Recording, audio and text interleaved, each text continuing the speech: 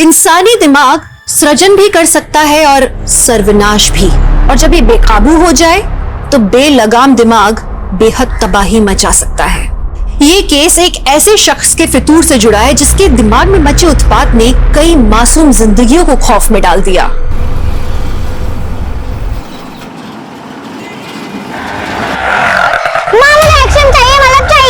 बहुत हुआ नव्या, आइसक्रीम खाने से आइसक्रीम नहीं मिल जाएगी तुझे। घर अगर आप मुझे आइसक्रीम नहीं दिलाओगे तो मैं घर नहीं आऊंगी। नव्या क्या नाटक है ये? बाप बेटी ने जैसे कसम खा रखी है मुझे तंग करने की। घर चल, फ्रिज में बंद करके तेरी आइसक्रीम बनाती। कूद क्या रही है? नजर नीचे कर।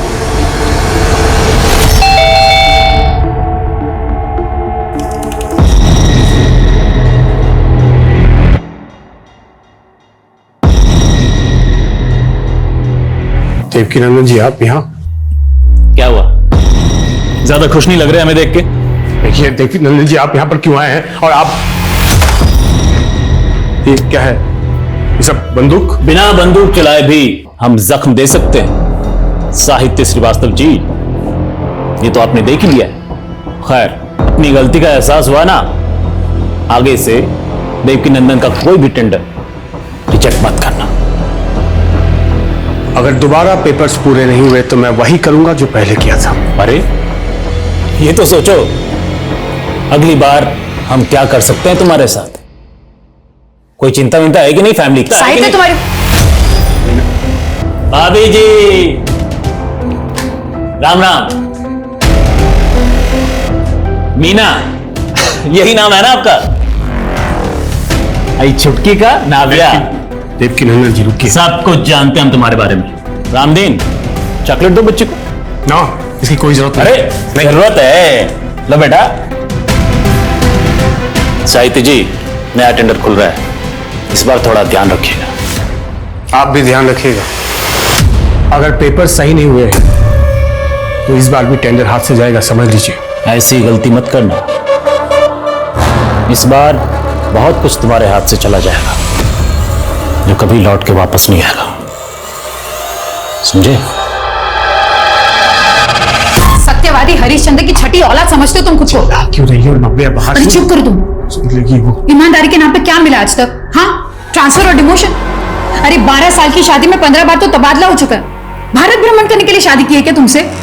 चैन से एक घर में नहीं रह सकते और ऊपर से ही धमकियां मिल रही है। तुम दोनों को कुछ नहीं होगा, मैं हूं ना। हाँ तुम हो, और ऐसे हो, उसी का तो रोना है। देखो साहित्य, मैं बता देती हूँ, अगर तुम्हारी वजह से मुझ पर या नव्या पर कोई भी आंच आए ना, तो मैं छोड़ूंगी नहीं तुम्हें। मीना, मैं भी तो यही चाहता हूँ कि तुम मुझे कभी ना छोड़ो। साहित्य तुम ना ये। अच्छा ठीक है, गुस्सा मत होना प्लीज।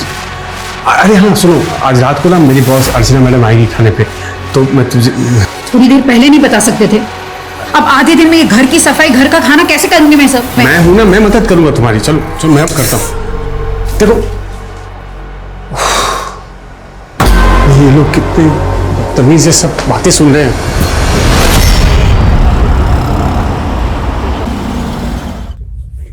नव्या, मैडम जी जो भी पूछे उसका मुस्कुरा कर जवाब देना, समझी? रुको मैं देखता हूँ। सुनो, सब रेडी है ना? जल्दी करो, जल्दी। ओह नमस्ते मैडम। नमस्ते। आइए How are you? I'm fine madam, आइए। मीना, हमारी मैडम अर्चना। ये मेरी बीवी मीना। क्या हुआ अर्चना जी, अब ऐसे क्यों देख रही हैं? मीनू, मीनू की बच्ची, अभी तक याद नहीं आया? जल्दी पहचान, वरना शुक्ला सर से बोल के तुझे पनिशमेंट दिलवाऊंगी। अर्चना तुम कैसी है? कितने साल हुए?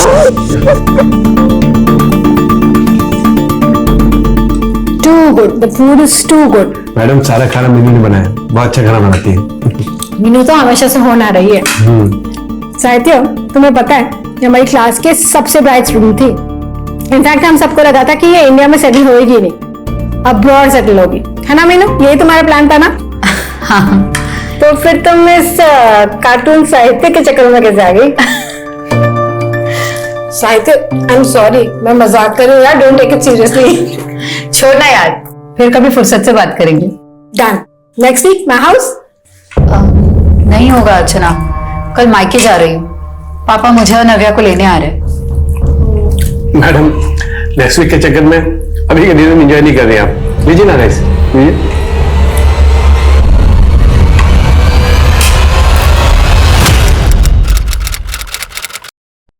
पावर ऑफ अटॉर्नी कहते हो उसे पापा? वही वही पावर ऑफ अटर्नी। तो वकील साहब ने वो बना लिया है, मैंने बैंक में बात भी कर ली है। सिर्फ तेरा सिग्नेचर हो गया कि हमारा जॉइंट अकाउंट खुल जाएगा। फिर कल मैं अगर नहीं भी रहा तो मेरे जगह तू सारे फैसले ले सकती है। पापा ऐसी बातें मत करो ना आप। मुझे चिप्स चाहिए। चुप कर, जब देखो तब जंक फूड खाना है तुझे बस। अरे इतना लंबा सफर है, भूख तो लगेगी ना। मैं कुछ ना कुछ ले आता हूँ, अभी बस आने में 10 मिनट है। नाना जी मैं भी चलूं आपके साथ? कोई जरूरत नहीं है, मैं जानती हूँ तुझे क्यों जाना है, बदमाश। पापा आप ले आइए, हम यही है। चल बैठ। भैया 2 चिप्स देना।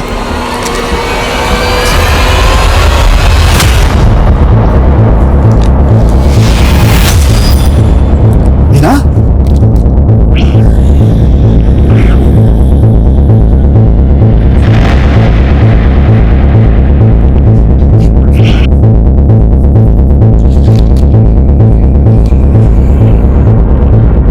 आप जिस नंबर को डायल कर रहे हैं वो इस समय स्विच्ड ऑफ है। फोन क्यों ऑफ आ रहा है?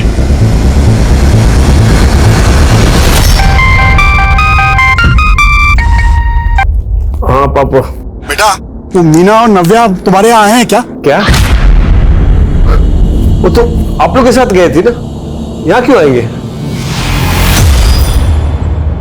देखिए सर, अभी 24 घंटे भी नहीं हुए, आप लोग थोड़ा और इंतजार कीजिए, हो सकता है सुबह तक वो अपने आप ही आ जाए। ऐसी बात मत कीजिए सर, देखिए बहुत डर लग रहा है मुझे। देखिए आप लोग बेकार में परेशान हो गए, आपने उसकी सहेलियों से बात की, हो सकता है वो अपनी किसी सहेली के घर पे गई हो। ऐसा पर क्यों जाएगी मेरी बेटी कहीं? अभी मुझे भी ना पूछे। कितने अनाप शनाप चीजें सुनने को मिलती है न्यूज में, मालूम नहीं आता। मेरे बच्चियों के साथ ऐसा कुछ होगा तब कुछ चाहिए ना यार।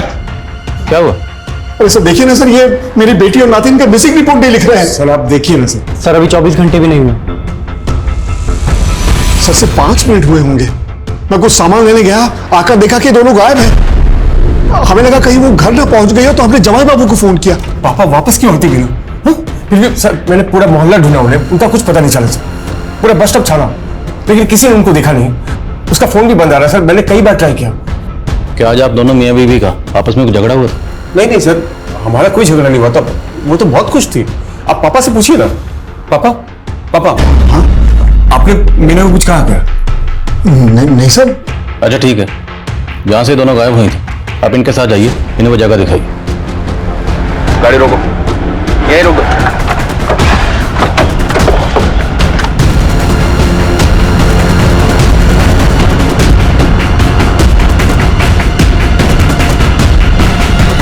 कहाँ से लाऊं पैसे? एक ऑटो चलाने वाला इतने पैसे का इंतजाम कैसे कर सकता है बेटा? पापा आंटी ने मुझे बोल दिया है कि मैंने 2 दिन में किराया नहीं दिया तो कमरा खाली करना पड़ जाएगा। फीस देने की भी तारीख नजदीक आ रही है, अगर ऐसे रहा तो मेरी तो पढ़ाई छूट जाएगी। मैं पैसे का इंतजाम कर रहा हूँ ना, बस कुछ दिन तुम और संभालो, सब हो जाएगा। ठीक है पापा।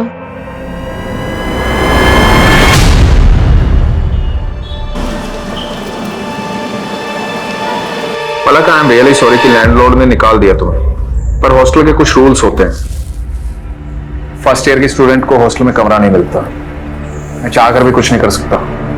विजय सर, आप प्रोफेसर हैं, अगर आप चाहें तो कुछ भी कर सकते हैं। मुझे सिर्फ एक लेटर लिख के दे दीजिए तो मेरा दाखिला हो जाएगा, और आप जो बोलोगे ना मैं करने के लिए तैयार हूँ, लेकिन प्लीज सर हेल्प मी। हाँ मैं देखता हूँ। थैंक यू सर, आप नहीं होते तो पता नहीं मेरा क्या होता। Thank you. हो जाएगा तुम्हारा एडमिशन। Okay sir. थैंक्स अक्षम, तुम नहीं होते तो क्या होता मेरा। बस क्या पता, तुम्हारे लिए तो मैं कुछ भी खरीद सकता हूँ, किताबें क्या चीज है।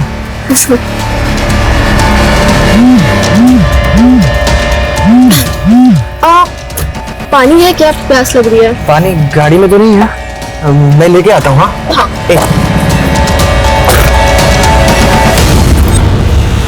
हेलो विजय सर। कैसी हो? वो गिफ्ट कैसा लगा मेरा? बहुत अच्छा, आपका दिया हुआ टॉप पहन के आई हूँ। अच्छा sir, call you at night. या ओके बाय। सर 2 दिन हो गए हैं, कब मिलेगी हमारी बेटी? उसके साथ हमारे 11 साल की नातिन भी है सर।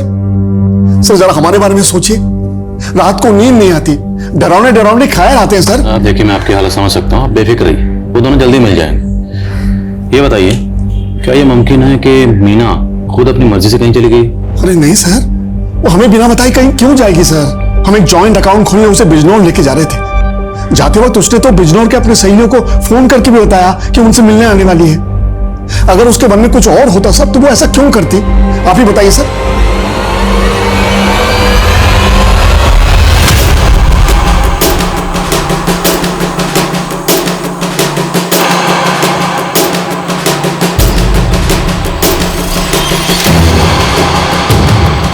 अब साहिद के बारे में क्या बताओ साहब, 15 दिन पहले यहाँ आए रहने के लिए अपनी पत्नी और बेटी के साथ। ये साहित्य की पत्नी मीना, इनका बिहेवियर कैसा था? मीना भाभी बहुत भली थी, लेकिन उनकी बेटी बहुत जिद्दी थी।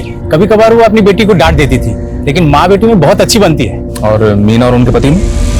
सर आस पड़ोस में मीना की किसी के साथ अनबन नहीं थी और ना ही अपने पति के साथ कोई झगड़ा था। वैसे भी दिल्ली में आए हुए सिर्फ 15 दिन हुए थे।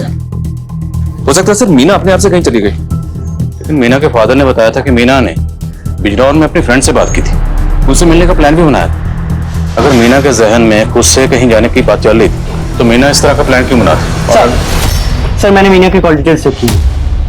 सर किडनैपिंग वाले दिन मीना की 3 नंबर्स पे बात हुई थी सर। एक नंबर मीना के पिता का है, एक नंबर किसी फूड डिलीवरी ऐप का है, और सर तीसरा नंबर अर्चना यादव का है, जो मीना के पति साहित्य की बॉस है। मिलते हैं अर्चना यादव से। Okay sir.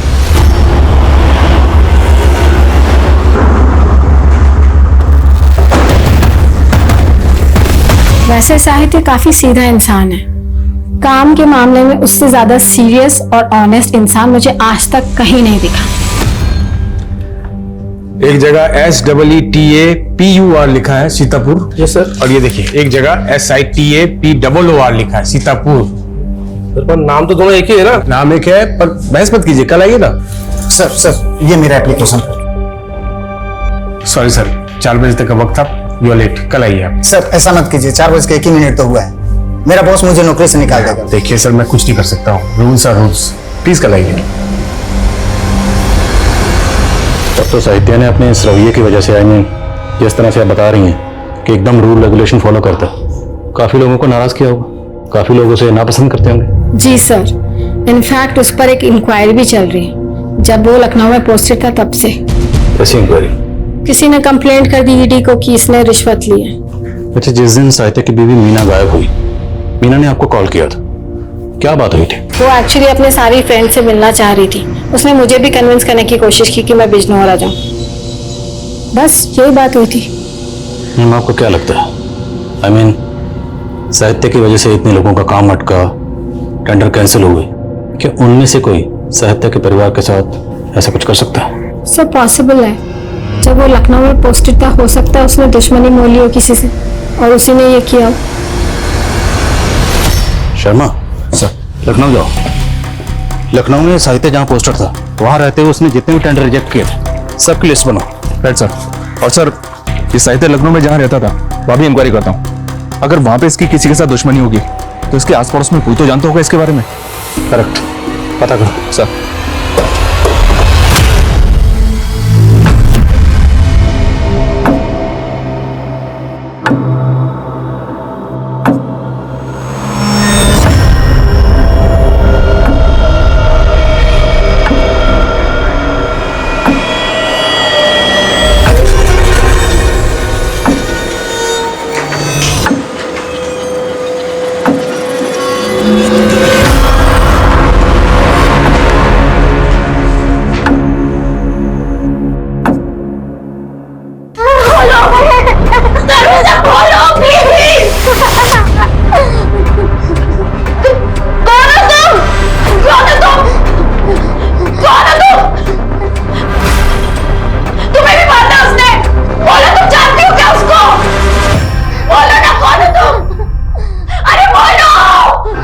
औरत कौन हो सकती है?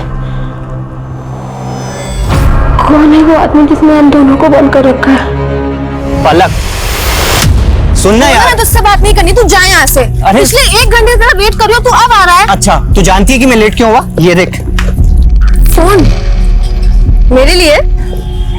Thank thank you. एक सेकंड। यार ये तुम्हारा फोन हमेशा गलत टाइम पे बजता है। यार पापा का कॉल है, बस एक सेकंड। जी पापा। पलक बेटा, मैंने 5,000 रुपए भेजे हैं, किराया चुका देना। अब बहुत जल्दी कोचिंग की फीस भी भेज दूंगा, बस तू मन लगा के पढ़ाई कर। जी पापा, मन लगा के पढ़ाई करूंगी। जी।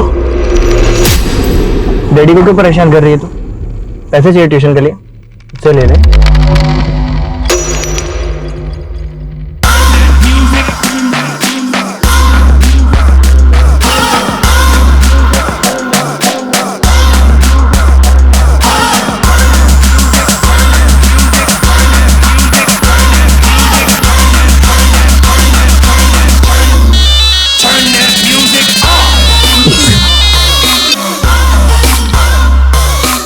Hey, hi.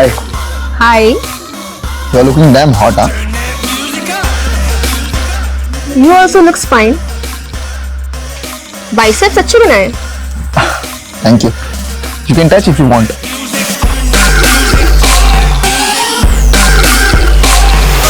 Not bad. Rocky. पलक। ए रोकी, दूर रह, मेरी बंदी है। अबे तेरी बंदी खुद मुझे भाव दे रही है, इशारा समझ उसका। और तेरा ना सिर्फ नाम सक्षम है, काम भी नहीं।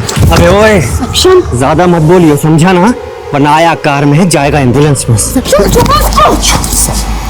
तुम चलो मेरे साथ।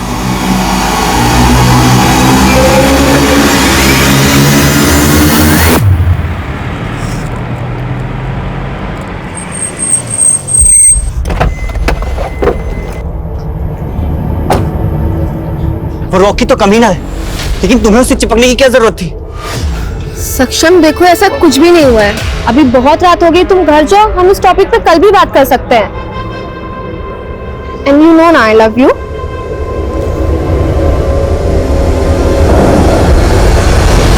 अब तुझे दिखा दो यहाँ से एम्बुलेंस में कौन जाएगा साले। आजा साले। सक्षम, रॉकी क्या करे? स्टॉप इट तुम लोग। ए, रुको, क्या गुंडागर्दी है ये? बुलाऊं मैं पुलिस को?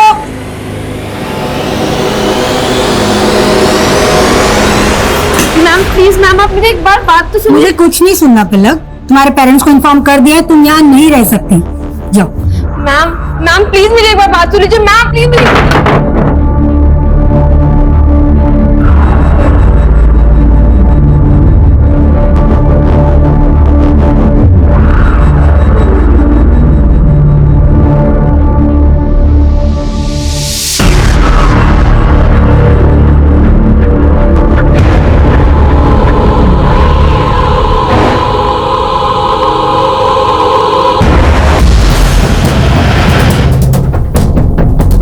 मीना एक बहुत अच्छी औरत है, उसकी मोहल्ले में हर किसी से बनती थी, लेकिन जब से वो घपला हुआ है सब बदल गया है।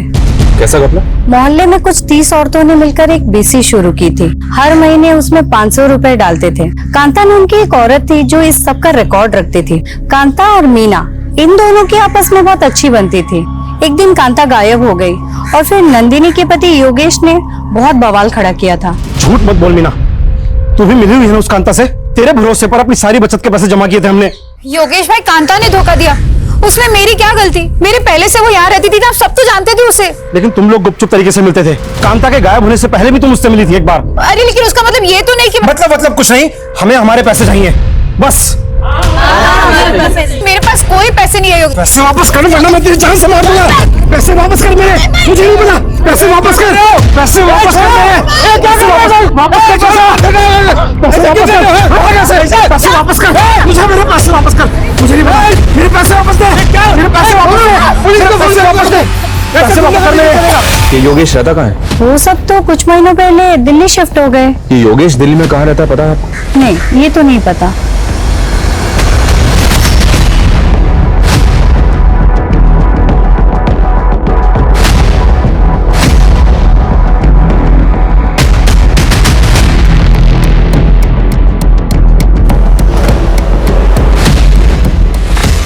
सर, ये देवकी नंदन सेंसवाल बहुत बड़ा कॉन्ट्रैक्टर है और उसके कई सारे टेंडर्स रिजेक्ट किए थे साहित्य ने। हमने बोला ना किसी और से बात नहीं करेंगे हम। साहित्य श्रीवास्तव को बुलाओ। कहां छुपा बैठा है? मैं हूं साहित्य श्रीवास्तव। बताइए क्या काम है? काम तो तुम अपना ठीक से नहीं कर रहे हो। देवकी नंदन नाम है हमारा। हमारा टेंडर कैसे नहीं पास हुआ? मैंने जो कुछ भी किया है नियम के हिसाब से किया है। नियम टालो अपने। आप बदतमीजी कर रहे हैं। बदतमीजी अभी देखे नहीं हो हमारा। अरे जो बार बार नियम नियम कर रहे हो ना, ये नियम तुम्हें बहुत जल्द यम के पास ले जाएगा। मैं आपकी धमकी से डरने वाला नहीं हूं। अब देखना, तू डरेगा भी और रोएगा भी। और यही हुआ सर, क्योंकि उसके बाद साहित्य पे ईडी में फाइल कंप्लेन की गई और उसे सस्पेंड भी कर दिया गया। और ये सब देवकी नंदन की धमकी के बाद हुआ? जी सर, लेकिन इतना ही नहीं हुआ सर, उस पर हमला भी हुआ था। साला ज्यादा हीरो बनने का शौक ही तेरे को।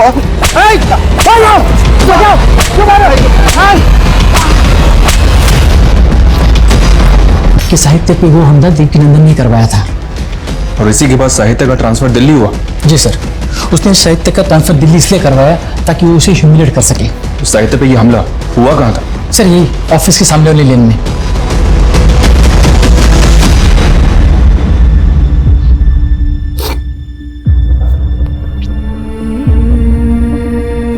मीना, तुम जहां भी हो प्लीज लौट आओ। अगर मुझसे कुछ गलती हो गई हो तो आई एम सॉरी। प्लीज नव्या को लेकर आ जाओ प्लीज। मैं क्या करूं मीना? मैंने पुलिस को फोन करके शिकायत दर्ज की ना, अब वो देख लेंगे योगेश को। अब ये सामान अंदर रखो प्लीज। अरे कैसे मर दो तुम? तुम्हारी बीवी पे हमला हुआ, मेरी जान जा सकती थी, मेरा गला दबाया गया और तुम्हारा खून नहीं खोला मुझे देखकर। मैं क्या करूं? वो पुलिस का काम है, पुलिस को करने दो। देखो मैं कानून हाथ में नहीं ले सकता, ये सब बंद करो प्लीज। सामान अंदर रखो। जो आदमी अपनी पत्नी की रक्षा नहीं कर सकता, ऐसे पति के साथ मुझे नहीं रहना। चल नव्या, जिद मत करो प्लीज, रुक जाओ। चल नव्या। मीना प्लीज रुक जाओ। मीना प्लीज रुक जाओ। मीना प्लीज वापस आ जाओ नव्या को लेकर। मीना तुम पहले जब भी गई वापस आई, इस बार भी आ जाओ। सर ये लड़का जिसने साहित्य की पिटाई की थी, लखनऊ पुलिस उसकी तलाश कर रही है। लखनऊ पुलिस से बात की मैंने। पर योगेश का क्या हुआ, जिसका मीना से झगड़ा हुआ था? कुछ पता चला कहाँ हो? अभी तक तो नहीं सर, पता कर रहे हैं। इस देवकी नंदन से मिलना पड़ेगा। हम पहले साहित्य से मिलते हैं।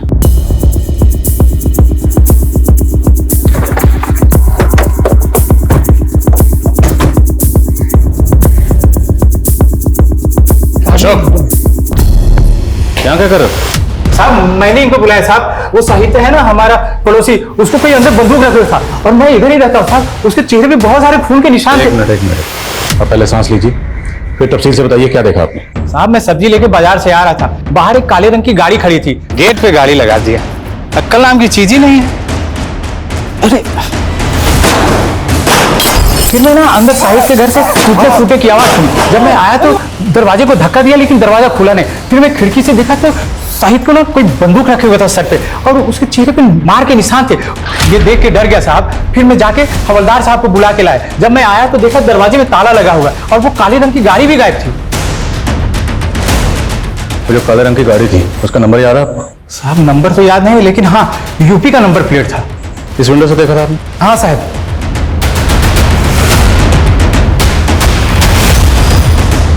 ताला तोड़ो सर।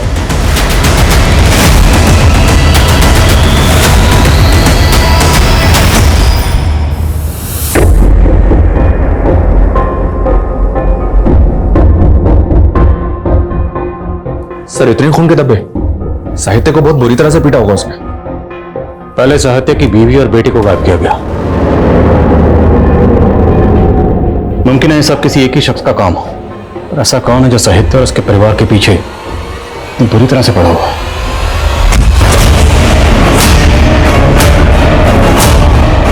साहित्य के गायब हो जाने से ये गुत्थी और ज्यादा उलझ गई थी। देवकी नंदन और योगेश दोनों पुलिस के प्राइम सस्पेक्ट्स थे, लेकिन दोनों गायब थे। पुलिस उन्हें ढूंढने की कोशिश कर रही थी।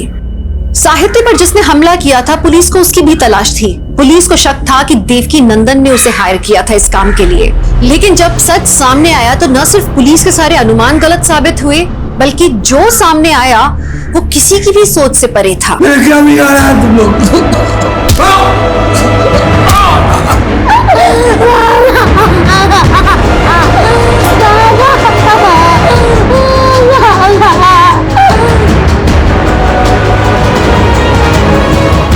रीना, ये पलक है जिसके बारे में बात कर रहा था। Thank you sir. Thank you ma'am. अरे पलक, थैंक्स की क्या जरूरत है। इस घर को तुम अपना ही घर समझो। और हमारी भी एक छोटी बेटी है, हॉस्टल में पढ़ती है वो। उसका कमरा आज से तुम्हारा। चलो आ जाओ, तुम्हें तुम्हारा कमरा दिखाती हूँ।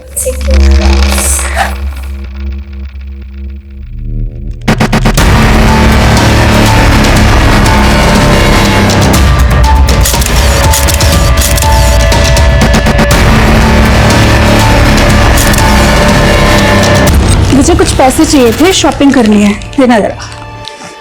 यार इस महीने बहुत खर्चा हो गया, नेक्स्ट मंथ। तुम ना हर महीने ऐसे ही करते हो। इस बार तो मैं खर्चा कर देती हूँ और मंथली खर्चे के साथ मुझे मेरे पैसे वापस चाहिए। हाँ हाँ ठीक है, ले लेना। विजय सर 2000 रुपए ले रही हूँ, जरूरत है मुझे। Thank you. Palak, last time है, इसके बाद ये सब नहीं होना चाहिए। ओह अच्छा, फोटोज भूल गए क्या आप सर? दिखाती हूँ मैं वापस से। ये देखिए, देखा तो आपकी जरूरत पूरी हो रही है मुझसे और मेरी जरूरत पूरी हो रही है आपसे। तो अगली बार कुछ बोलने से पहले सोच लीजिएगा। क्या कर रहा है ये तू? मैंने कुछ नहीं किया, ये पकड़ के खींची मुझे वहां। ये इतने दिनों से मुझे ब्लैकमेल करके मेरे साथ गलत काम कर रहे थे। मेरे पास फोटोज है और जब आज मैंने उनके साथ ये सब करने के लिए मना किया तो रहने का ठिकाना दिया तो छोड़ पीछे। घटिया आदमी। छोड़ूंगा नहीं तुझे।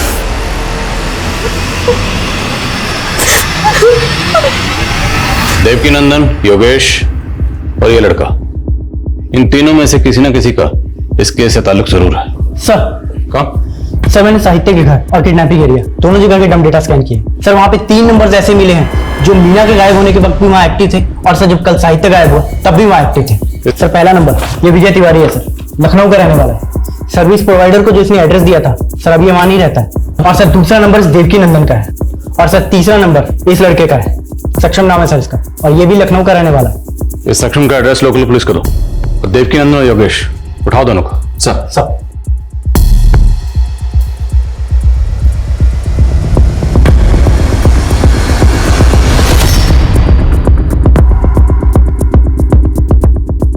अब आपके लोगों ने खामखा उठा लिया हमें। ये इत्तेफाक की बात है, हमारी बहन उसी इलाके में रहती है जहां साहित्य रहता है। और जिस दिन की आप बात कर रहे हैं उस दिन तो हम साहित्य के घर गए भी नहीं थे, हम तो अपनी बहन के घर में थे। हाँ, उससे कुछ दिन पहले हम साहित्य के घर जरूर गए थे थोड़ी मस्खरी करने, लेकिन उसको या उसके परिवार को नुकसान पहुंचाने का हमारा कोई इरादा नहीं था। हमारा बदला उसके साथ उसी दिन पूरा हो गया था जब हमने उसका ट्रांसफर लखनऊ से दिल्ली कराया था। अब हम बिना कारण उसको या उसके परिवार को क्यों उठवाएंगे? जब बिना कारण तुम उसे धमकाने के लिए गुंडे भेज सकते हो तो किडनैप भी करवा सकते हो। सक्षम को भेजा था ना उसे धमकाने के लिए। कौन सक्षम?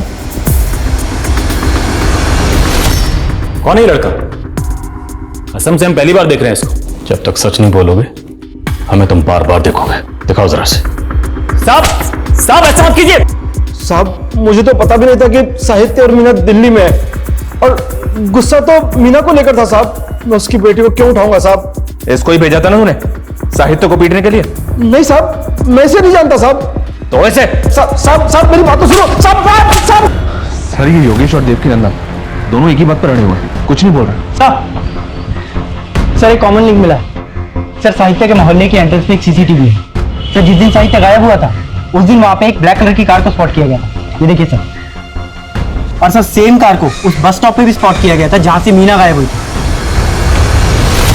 सर मैंने नेबर से क्रॉस वेरीफाई किया, ये वही कार है जो साहित्य के घर के बाहर खड़ी थी। सर ये उस कार के ओनर की डिटेल्स हैं।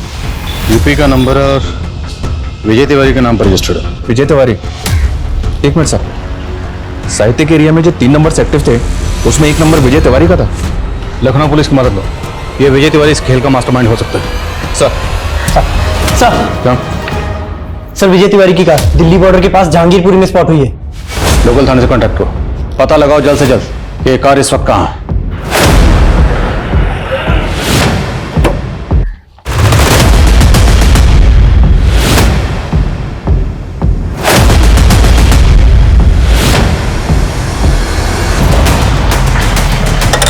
जय हिंद सर।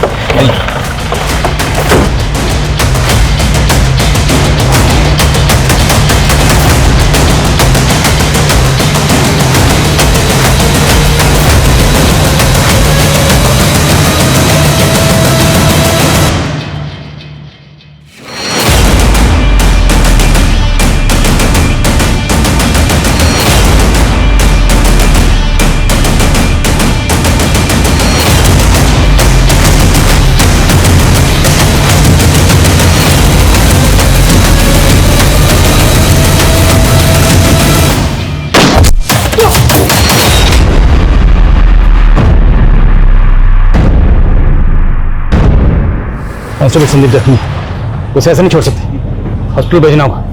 चलो अंदर कवर करो, गो गो गो गो, गेट हिम, जल्दी जल्दी जल्दी, क्विक, जल्दी हॉस्पिटल भेजो। विजय, फायर मत करो, तुम्हारी जो भी डिमांड है हम पूरी करेंगे, लेकिन पहले साहित्य और उसके परिवार को छोड़ दो। बोलो क्या चाहते हो? विजय, अब छुपाने का कोई फायदा नहीं, हम जानते हैं कि अंदर तुम ही हो, तुमने उन तीनों को किडनैप करके रखा हुआ है। हमारी एक टीम तुम्हारे लखनऊ के घर तक पहुंच चुकी है, बोलो क्या चाहते हो?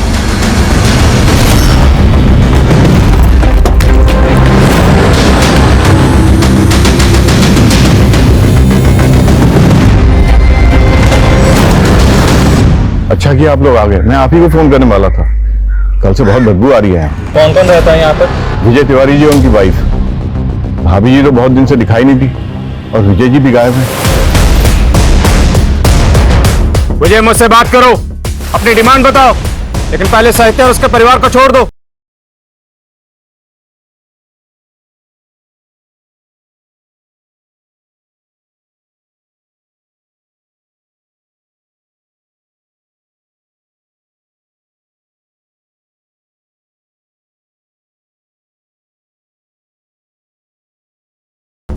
विजय, बोलो क्या चाहते हो तुम?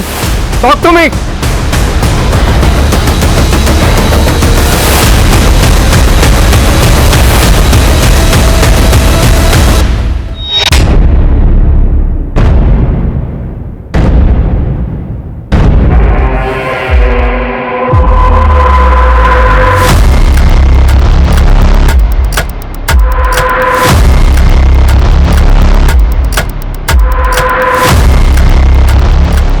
ये देखिए, अगर चारों की जिंदगी बचाना चाहते हो तो चुपचाप यहां से चले जाओ। चारों? सर कहीं वो चौथा आदमी मीना के फादर कृष्णकांत तो नहीं? सर रिपोर्ट लिखवाने के बाद वो एक बार ही पुलिस स्टेशन आए, उसके बाद ना वो आया ना उनका कोई phone. Try to call him. Sir, मैं एक टीम पीछे ले जाकर घर के अंदर घुसने की कोशिश करता हूँ। नो नो नो, हम रिस्क नहीं ले सकते। अभी हमें कुछ पता नहीं कि विजय के साथ उसके अलावा और कितने लोग। Can't take this risk. अभी यहीं रहो, बट एक टीम तैयार रखो अपने साथ। Okay sir. बस यही कहना है आई एम सॉरी, मुझे माफ कर दो, पर लकली कुछ नहीं कर पा रहा हूँ। पुलिस आ गई है साहित्य, अब हमें डरने की कोई जरूरत नहीं। नहीं, तुम नहीं जानती हो, आदमी बहुत खतरनाक है। वो खुद को बचाने के लिए समझ नहीं रही हो मेरी बात।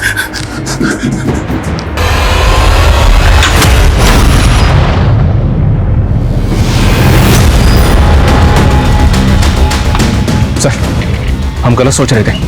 घर के अंदर जो आदमी विजय नहीं है, विजय की लाश उसके घर पे मिली है। विजय और सक्षम अगर मर चुके हैं तो अंदर जो किडनैपर है वो कौन है? कुछ समझ में नहीं आ रहा है, अंदर कौन हो सकता है?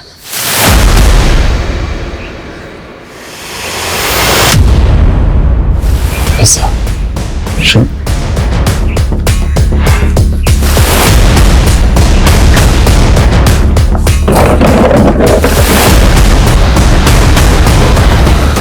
पिज्जे खाए जा रहे थे, जरूर ये पिज्जा किडनैपर्स ऑर्डर कर देंगे। शर्मा, पता लगाओ ये पिज्जा कौन ऑर्डर करता था और कौन इसे डिलीवर करता था। Quick quick sir. वक्त तेजी से गुजर रहा था, एक एक मिनट पुलिस पर भारी था। मासूम जिंदगियां दांव पर लगी थी और पुलिस को यह मालूम ही नहीं था कि किडनैपर कौन है और उसका मकसद क्या है। पुलिस को अपना नेक्स्ट मूव प्लान करने में बहुत मुश्किल पेश आ रही थी, लेकिन तभी एक क्रूशियल इंफॉर्मेशन पुलिस के हाथ लगी। सर, काफी दिनों से 2 पिज्जा डिलीवर कर रहा हूँ यहाँ, लेकिन पिछले 3-4 दिन से 4 पिज्जा मंगा रहा है वो। ये पिज्जा रिसीव कर रहा है लड़का है या लड़की?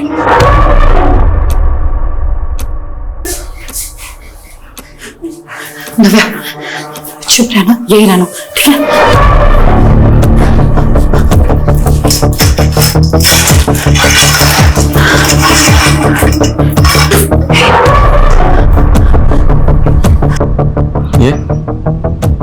ये हाँ साहब, यही ऑर्डर रिसीव करता था साहब, यही है वो।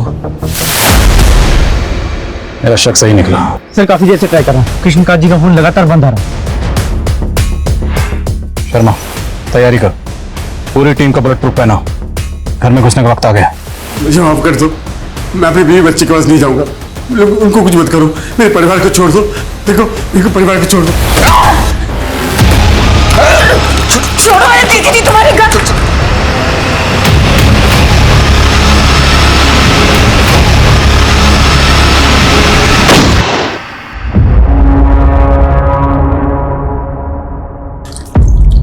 चलाना, मैं बोल रहा हूँ गोली मत चलाना वरना हम दरवाजा तोड़कर अंदर घुस जाएंगे। हमें पता चल चुका है अंदर तुम ही हो साहित। अच्छा, आखिर तुम लोगों ने दिमाग लगा लिया ना।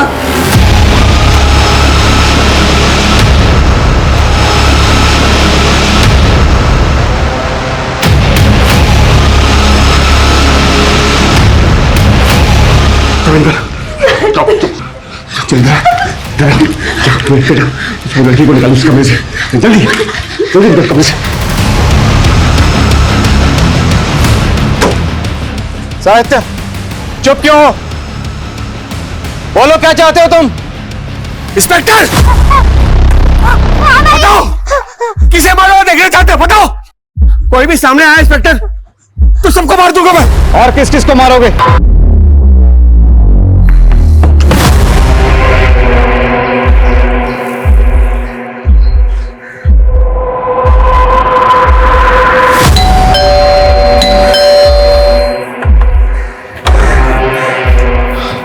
पलक यहाँ आई थी। ओह, तो पलक ने भेजा तुम्हें? नए पार्टनर उसके ब्लैकमेल करने आया मुझे। जाके बोल दो पैसा नहीं मिलने वाला। चलो मैं सिर्फ ये जानना चाहता हूँ कि आपका रिश्ता क्या पलक से?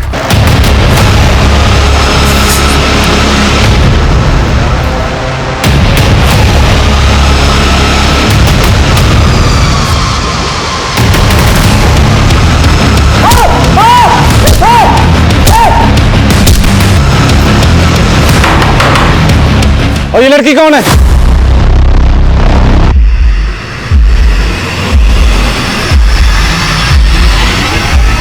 देखो ये तो तुम्हारी अपनी बीवी और बच्चे हैं, छोड़ दो इन्हें। नहीं छोड़ सकता, यही तो प्रॉब्लम है। इंस्पेक्टर अपने आदमियों को लेकर चले जाओ, सब बच जाएंगे। ये तो सब मर जाएंगे सबके। पीछे पीछे जाओ, मार दूंगा। चल चल मार दूंगा मैं, सबको मार दूंगा मैं। नजर खुश। कृष्णकांत जी, साहित्य के बारे में आप जो भी जानते हैं सब कुछ बताइए। सर ये साहित्य मेरे दूर के रिश्तेदार का बेटा है।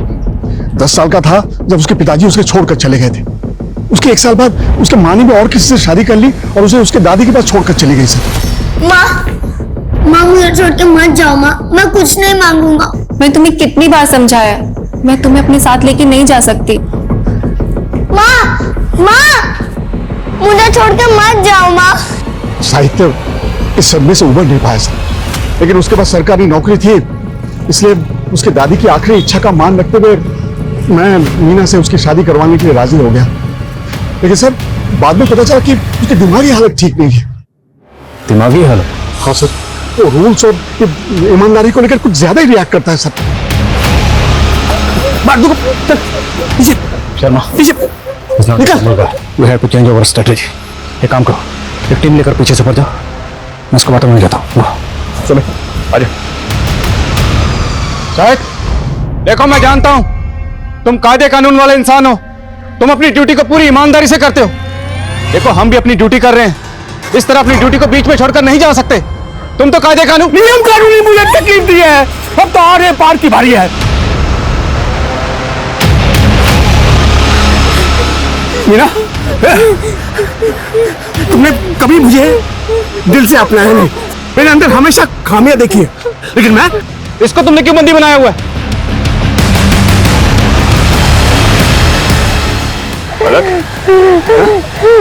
जवाब दो पुलिस को। क्या हुआ, चोट लग गई? हाँ यहाँ पे। शायद वो चाहिए, रुको मैं दवा देता हूँ। काफी अकेले लगते हो तुम, ऐसा लगता है कि तुम्हें ना ही घर में कोई समझता है और ना ही ऑफिस में। सही कहा तुमने। कोई बात नहीं, मैं आ गई हूँ। इसका बाप गणेश मेरे स्कूल में सीनियर था। गणेश ने मुझसे रिक्वेस्ट की थी कि मैं पलक को रहने के लिए जगह दूं, क्योंकि इसको हॉस्टल से निकाल दिया गया था। दोस्त की बेटी थी इसलिए मैंने मदद की। मेरे अंदर प्यार जगाया और मुझे ठुकरा दिया, यहाँ तक कि अपने बॉयफ्रेंड सेक्शन से मुझे पिटवाया भी। मैंने ठान लिया था कि इतनी आसानी से मैं इसका पीछा नहीं छोड़ूंगा। मैंने इसका पीछा करना शुरू किया तो पता चला कि सक्षम के साथ साथ इसने प्रोफेसर विजय को भी फांस रखा है। क्यों मुझे छोड़ के जा रही तुम? साहित्य, मैंने फैसला कर ली। मेरी से क्या गलती हुई? फिर क्यों जा रही है? गलती? अब तुम मेरा हाथ पकड़ो या सर फोड़ो, कुछ भी करो, मुझे कोई मतलब नहीं है। मैं अब तुम्हारे साथ नहीं रहने वाली। छुटकारा चाहिए मुझे तुमसे। मीना ऐसा मत करो। देखो मैं अकेला हो जाऊंगा, मुझे छोड़कर मत जाओ मीना, प्लीज। मीना देखो मेरी बात सुनो मीना। बीवी और बच्ची मुझे छोड़कर जा रहे थे, इसलिए मुझे दोनों को किडनैप करना पड़ा और मेरे पास कोई रास्ता ही नहीं था। लेकिन इंस्पेक्टर अब हो गया ना, ये हमारा अंदरूनी मामला है।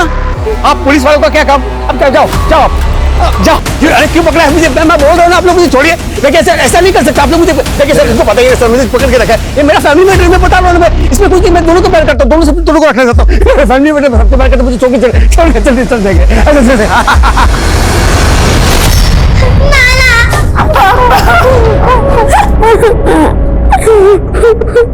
साहित्य इस वक्त जुडिशियल कस्टडी में और पुलिस जल्दी ही उसके खिलाफ चार्जशीट फाइल करेगी। साहित्य को पता लग गया था कि मीना उसे छोड़कर जाने वाली थी और पलक ने भी उसके साथ रहने के लिए इनकार कर दिया था। साहित्य इस रिजेक्शन को बर्दाश्त नहीं कर पाया और ये शायद उसकी ट्रॉमेटिक बचपन के कारण था। बचपन में अपने पिता, उसके बाद अपनी माँ के द्वारा ठुकराए जाने के बाद साहित्य की स्थिति ठीक नहीं थी। उसे लगता था कि हर कोई उसे ठुकरा देता है, उसका तिरस्कार करता है।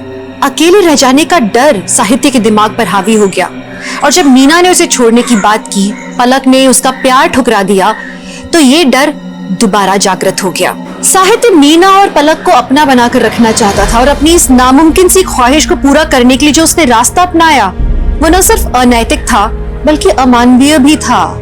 उसने उन्हीं लोगों की जान खतरे में डाली जिनसे वो प्यार करता था। नमस्कार, मैं दिव्यांका त्रिपाठी दहिया क्राइम पेट्रोल 70 के आज के एपिसोड में आपका स्वागत करती हूँ। तो देखा आपने कि आजकल मर्डर करना कितना आसान हो गया है लोगों के लिए और कातिल आज के जमाने में प्रोफेशनल हो गए। आएंगे, आपसे आपका नाम पूछेंगे और कत्ल कर देंगे। 2 लड़कियां जो शहर के 2 अलग हिस्सों में रहती थी, 2 अलग बैकग्राउंड से आती थी, उन्हें एक ही तरीके से मारा गया। औरतों के खिलाफ जुर्म की कहानी बहुत पुरानी है और सदियों से चली आ रही है, लेकिन इस केस में एक बात कॉमन थी, वो था मोडस ऑपरेंडी, यानी मारने का तरीका बिल्कुल एक जैसा था। तो क्या इन दोनों को मारने का मोटिव सेम था? क्यों मिला इन दोनों लड़कियों को इतना भयानक अंत?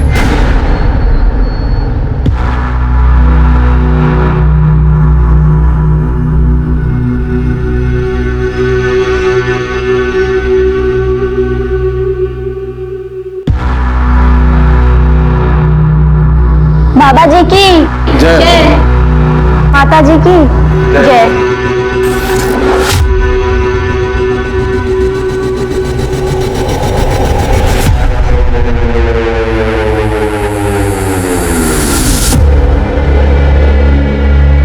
बाबा जी की जय हो, दर्शनी माता की जय हो। आज बाबा जी और माता जी दोनों का ही मौन व्रत है। बाबा जी, माझी रेणुका सगळं काही ठीक करते है ना? बस आपका आशीर्वाद बना रहे। बाबा जी की जय हो, दर्शनी माता की जय हो।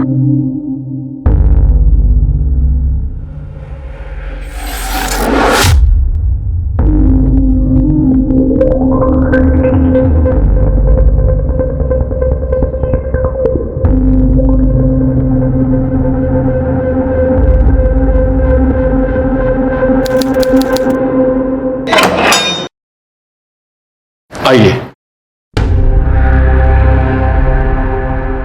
आप यहाँ रुकिए, रेणुका जी थोड़ी देर में यहाँ आएंगी। ठीक, बाबा जी की जय हो, बाबा जी की जय हो।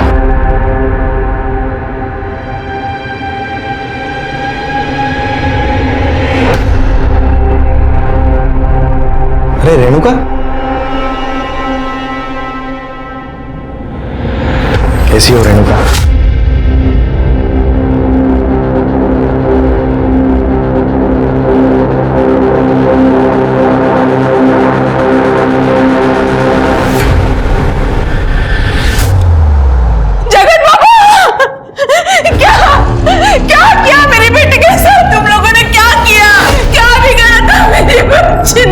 देखिए, आप शांत हो जाइए। अरे आप लोगों के भरोसे तो मैं उसे यहाँ छोड़कर गई। देखिए, क्यों किया ऐसा, क्यों? आप कृपया शांत हो जाइए। देखिए, सब ध्यान में व्यस्त है। आप आइए, बाबा जी के दर्शन कर लीजिए। आइए, मैं ले चलता हूँ, आप आइए। मेरी बेटी, बाबा जी, ये क्या किया आपने? मेरी फूल जैसी बच्ची का बलात्कार। क्या गलती थी उसकी? नहीं, गलती उसकी नहीं, मेरी ही थी। मैंने उसे यहाँ रखा, लेकिन मैं छोड़ूंगी नहीं और सबको चिल्ला चिल्ला कर कहूंगी, इस आश्रम में गंदा काम हो रहा है, गंदा काम। आपके ऐसी बातों से बाबा जी आहत हुए हैं और अब उन पर ऐसे घिनौने आरोप कर रही हैं। देखिए, सांसारिक सुखों से बाबा कोसों दूर है। और रही बात आपकी बेटी रेणुका को घर ले जाने की, तो आप जानती है ना, जो लड़की आश्रम में आती है उसे 3 महीनों का पूरा कोर्स करना पड़ता है। यही नियम है और आपकी बेटी को सिर्फ 1 महीना हुआ है। मला के नियम वगैरह माहिती नहीं, लेकिन मैं मेरी बेटी को यहाँ एक पल भी नहीं रहने दूंगी। कहाँ है मेरी रेणुका, कहाँ है बताइए। देखिए, वो ध्यान कर रही है, आप उसे नहीं मिल सकती। मैं भी देखती हूँ मुझे उससे मिलने के लिए कौन रोकता है। एक एक को छोड़ूंगी नहीं, सबकी शिकायत करूंगी, पुलिस में जाऊंगी, पुलिस में।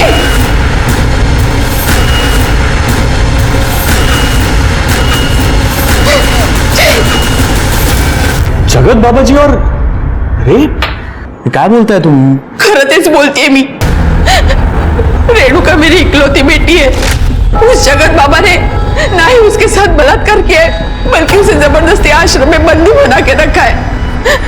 आप कुछ कीजिए साहब, उसके खिलाफ कंप्लेंट लिखिए मेरी, उसे गिरफ्तार कीजिए, मेरी बच्ची को बचाइए साहब।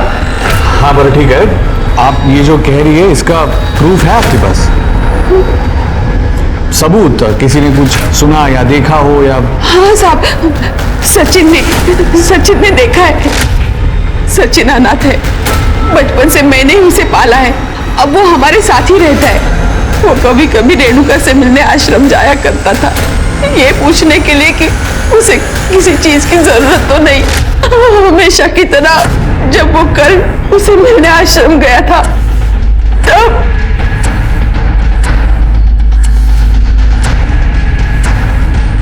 ये सब कैसे हुआ? किसने किया ये? बाबा बहुत खराब है, वो हर दिन मेरे साथ जबरदस्ती करता है। कुछ दिन पहले जब आई मिलने आई थी, तब उसने मुझे अपने विश्राम गृह बुलाया। बाबा जी, आप मुझसे मिलना चाहते थे? रेणुका, तुम्हारी ट्रेनिंग का दूसरा पड़ाव आ चुका है।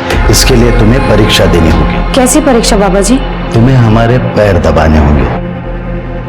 बाबा जी, लेकिन हमारे यहाँ लड़कियां पैर नहीं दबाती। तो फिर ये ट्रेनिंग कैसे पूरी होगी? तुम्हें अपने आप को पूर्णतः समर्पित होना पड़ेगा। समर्पण की भावना ही सर्वोपरि है। आओ, डरो नहीं। शंभू,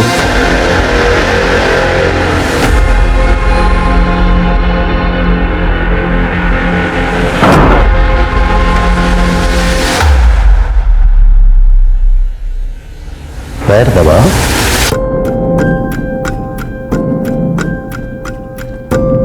दोनों हाथ से दबाओ। जी बाबू जी। थोड़ा ऊपर और थोड़ा ऊपर और थोड़ा ऊपर। पता है बेटा, बाबा जी तुझे अपनी शिष्या बनाने के लिए तैयार है। कितनी खुशनसीब है तू। अरे बाबा जी का आशीर्वाद ऐसे ही किसी को नहीं मिलता। अब तो तेरी जिंदगी की निकल पड़ी बेटा। आई, मुझे नहीं जाना किसी आश्रम वाश्रम। अगर काकी, इसकी जिंदगी वैसे भी बन जाएगी, इसके लिए उसको किसी बाबा की जरूरत नहीं है। रेणुका वैसे भी टैलेंटेड है। तुम ही दोनों गप्पच बसा। रेणुका, तुझे बाबा जी के आश्रम में जाना ही होगा। और देखना, तेरी सेवा से प्रसन्न होकर बाबा जी ने तुझे आशीर्वाद दे दिया ना, तो तुझे अमीर पढ़ा लिखा लड़का चुटकियों में मिल जाएगा। बाबा की सेवा का मतलब ये होता है। मैं अब और यहाँ नहीं रह सकती, मुझे यहाँ से ले चल, मुझे यहाँ नहीं रहना है।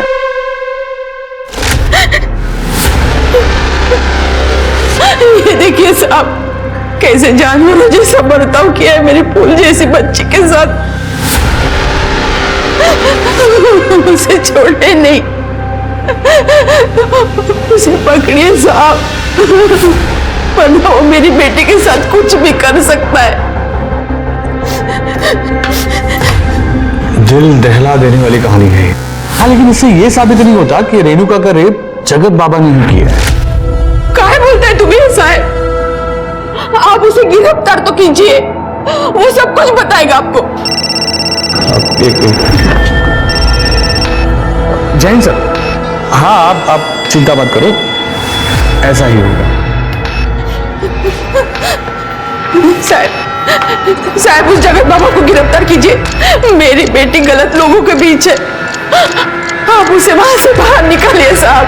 हाँ ठीक है, हम इन्वेस्टिगेशन करेंगे, आप अभी जाइए। लेकिन साहब आप अरे आप यहाँ से जाएंगे तो हम इन्वेस्टिगेशन कर पाएंगे ना? हाँ सियाना बाहर चलो। सर लेकिन मेरी कंप्लेंट तो लिख लीजिए सर मेरी बच्ची। ये सब पुलिस और नेता मिले हुए हैं, मला कोणीच मदत करायला तयार नाही, और वहां उस आश्रम में वो हलकट नराधम बाबा मेरी फूल जैसी बच्ची के साथ दुष्कर्म कर रहा है। मला न्याय हवा है, मला न्याय। कोई कुछ भी बोलेगा आप मान लोगे क्या? हमने आपसे पहले भी कहा है कि इन्वेस्टिगेशन चल रही है और उसमें टाइम लगता है, और हमें जैसे भी कुछ पता चलता है हम मीडिया के जरिए पब्लिक तक बात पहुंचा देंगे। इस न्यूज में पोटेंशियल है। तुम्हारा मतलब है कि तुम्हारे लिए बहुत पोटेंशियल है? उससे भी ज्यादा सुधीर, मुझे पूरा यकीन है कि इस खबर में बहुत सारे पर्दे खुलने बाकी है। इमेजिन अगर जगत बाबा गिल्टी प्रूव हो जाए तो ये कितनी बड़ी स्टोरी बन जाएगी। फाइन, वाइफ हो मेरी, हाँ तो बोलना ही पड़ेगा। चलो रविकांत, आगे गांव चलने की तैयारी करते हैं। नहीं, रवि नहीं आएगा तुम्हारे साथ। रवि को नकली दवाइयों की स्टोरी का फॉलो करना है। ये स्टोरी तुम्हें अकेले ही हैंडल करनी होगी। सुधीर तुम जानते तो मुझे ऐसी स्टोरीज का एक्सपीरियंस नहीं है। आई कैन यूज रवि's हेल्प, एक से पहले दो। सुधीर मैं दोनों स्टोरीज मैनेज कर लूंगा। नहीं, देखो बेटा, जब तुम ऐसी स्टोरीज हैंडल करोगी तब जाके कॉन्फिडेंस आएगा तुम्हें, इसलिए ये स्टोरी पे तुम अकेले ही काम करोगे। चलता हूं सर। तो अब मुझे ये बताओ, घर कितने बजे आओगे? वही डेली का समय, काम खत्म होते ही आता हूं। ठीक है, सिया।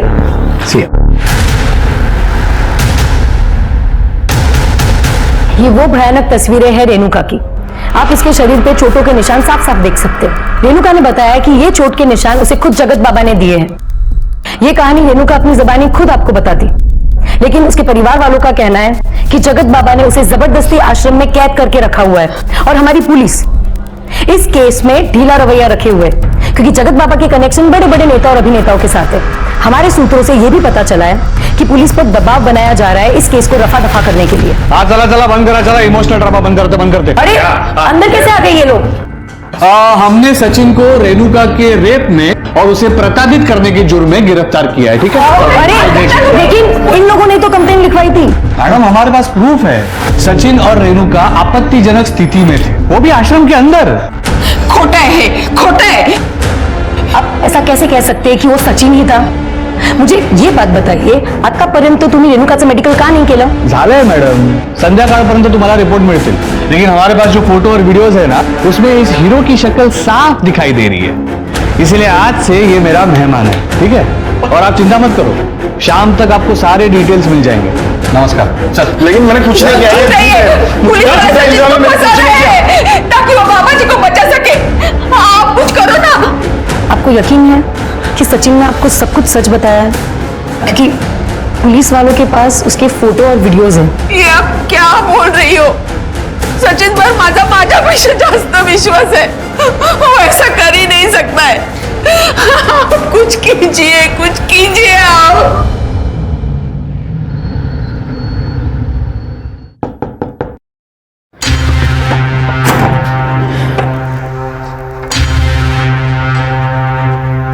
रेणु, मेरी बच्ची।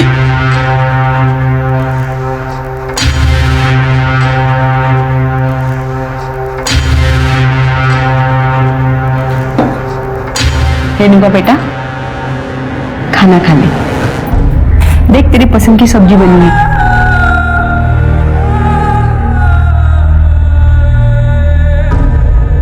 रेणुका, मुझे माफ कर दे बेटा, मैंने ही तुझे बाबा जी के आश्रम में भेजा था। मैं ही तेरी गुनहगार हूँ, मुझे माफ कर दे बेटा, मुझे माफ कर दे। रेणुका, रेणुका मेरी बात तो सुन। रेणुका, रेणुका, रेणुका, रेणुका, मुझे माफ कर दे रेणुका।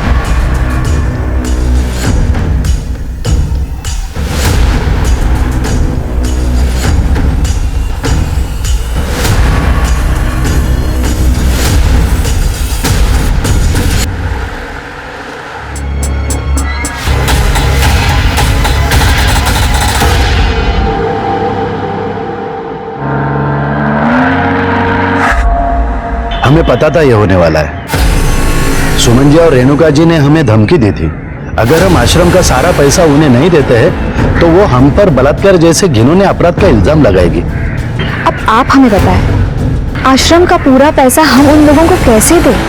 वो तो सिर्फ आपका पैसा है और हम आप लोगों के साथ कोई नाइंसाफी नहीं होने देते। हम तो आपकी सेवा के लिए यहाँ पे है। बोलो बाबा जी की, बाबा जी की, बाबा जी की।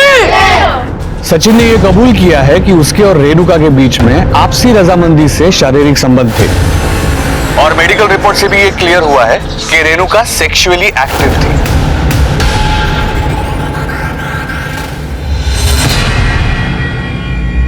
ये पुलिस वाले सचिन पर गलत इल्जाम लगा रहे हैं ताकि उस बाबा जी को बचा सके। पुलिस तो कुछ छानबीन नहीं कर रही है, हमें कुछ करना होगा।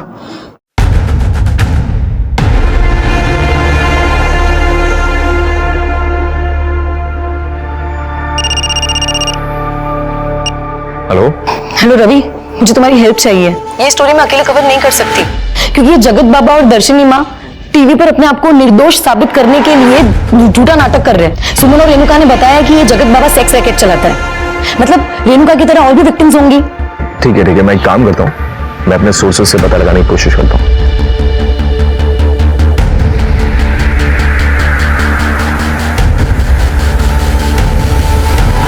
सचिन के शरीर पर मारपीट के निशान पुलिस के उस टॉर्चर की कहानी को बयां करते हैं जिसकी वजह से सचिन को सारा इल्जाम खुद पर लेना पड़ा।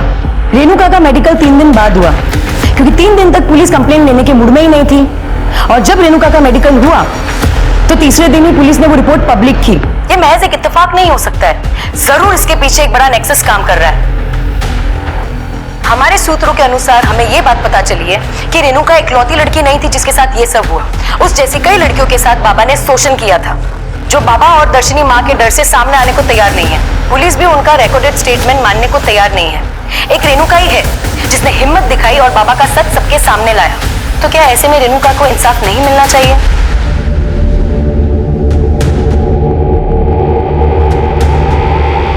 नारायण राव बोल रहा हूँ। सिर्फ तुम्हारे लिए नहीं बल्कि हम सभी के लिए एक बड़ा दिन है। मैं मानती हूँ कि जो कुछ भी तुम्हारे साथ हुआ है वो तुम्हें कोर्ट में फिर से जीना पड़ेगा। मुश्किल है लेकिन ट्रस्ट मी रेणुका, एक बार ये कठिन समय टल जाएगा ना तो जगत बाबा को जेल होगी और सचिन को जेल से आजादी। भले ही दूसरी लड़कियां गवाही देने के लिए आगे आने को तैयार नहीं है, लेकिन अगर एक बार जगत बाबा को जेल होती है तुम्हारे साथ उन सभी लड़कियों को इंसाफ मिलेगा। हम इस वक्त रेणुका के घर के बाहर हैं। बाबा के द्वारा प्रताड़ित लड़कियों में से सिर्फ एक रेणुका ही है जिसने हिम्मत दिखाई है और बाबा के खिलाफ गवाही देने को तैयार हुई है। कल सबकी निगाहें कोर्ट पर टिकी हुई है कि कल क्या होगा। कल एक ऐतिहासिक दिन है जब रेणुका उस जगत बाबा के खिलाफ कोर्ट में गवाही देगी।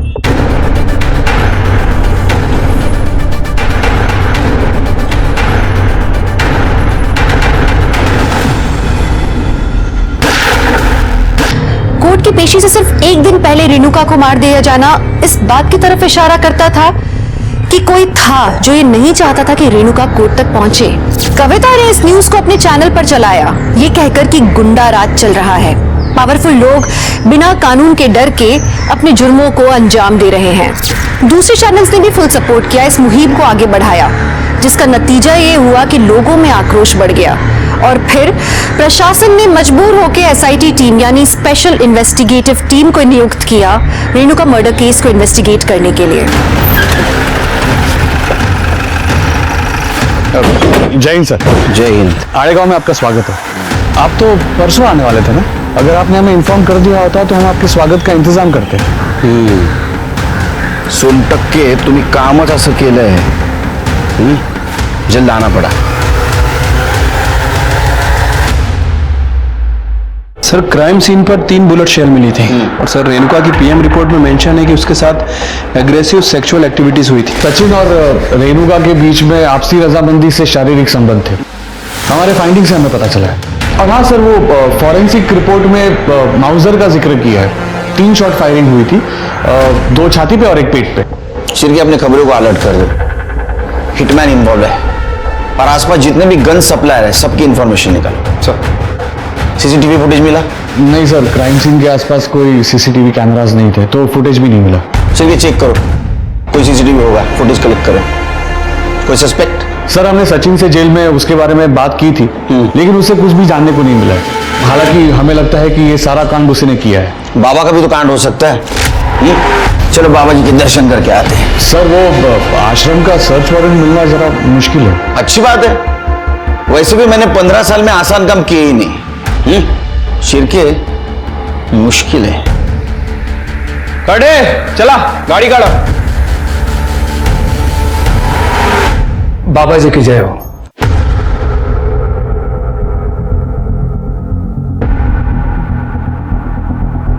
बाबा जी बहुत प्रसन्न है कि आप जैसे होनहार अधिकारी हमारे आश्रम में पधारे हैं।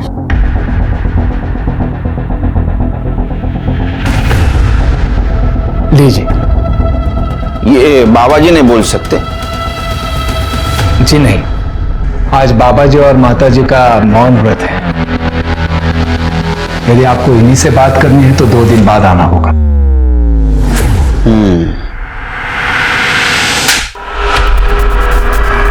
क्या कर रहे आप? वाह क्या बात है, तो इस बहाने बोलना तो शुरू कर दिया आपने। ये क्या कर रहे हो?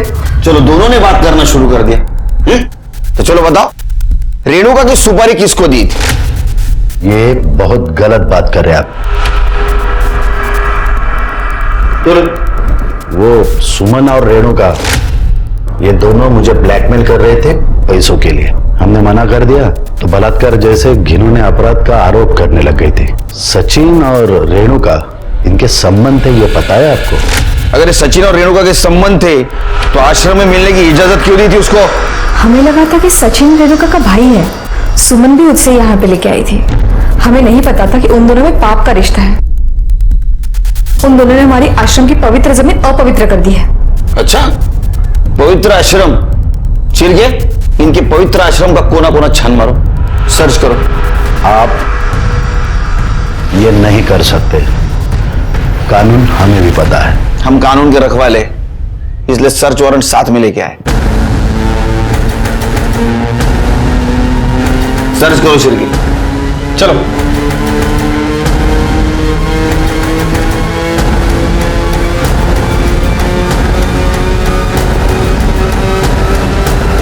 ये विभूति, ये हर्बल ड्रिंक, ये सब फॉरेंसिक के लिए भेजो। लेकिन सर सारी चीजें 100% शुद्ध है, इसमें ऐसे किसी भी पदार्थ का वापर नहीं हुआ है जिसे कानूनन बंदी हो। हाँ तो फिर हो जाने दो ना टेस्टिंग, इतना घबरा क्यों रहे हो? सब पता चल जाएगा। जी सर। इनका मौन व्रत है। अच्छा तरीका है लोगों का मुंह बंद कराने का, है ना? नहीं मैडम, इस आश्रम में आपको अध्यात्म और शांति के अलावा कुछ नहीं मिलेगा। मैं तो कहता हूँ आप भी एक सेशन अटेंड कर लीजिए, बाबा जी की कृपा रही तो बड़ी शांति मिलेगी। हो गया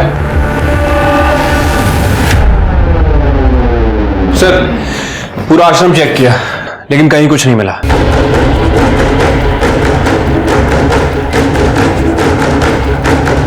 आप सचिन के बारे में पता कीजिए, यश प्राप्त होगा। बाबा जी की जय हो। करो जल्दी।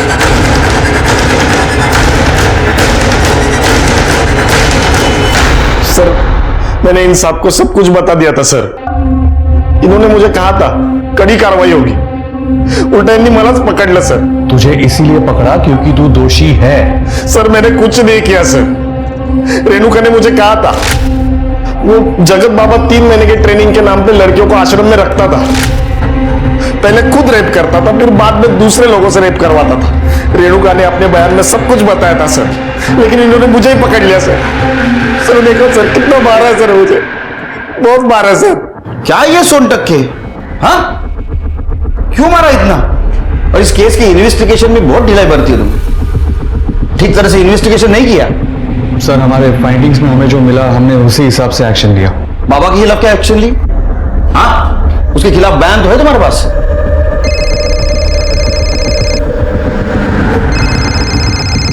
नारायण राव साहब,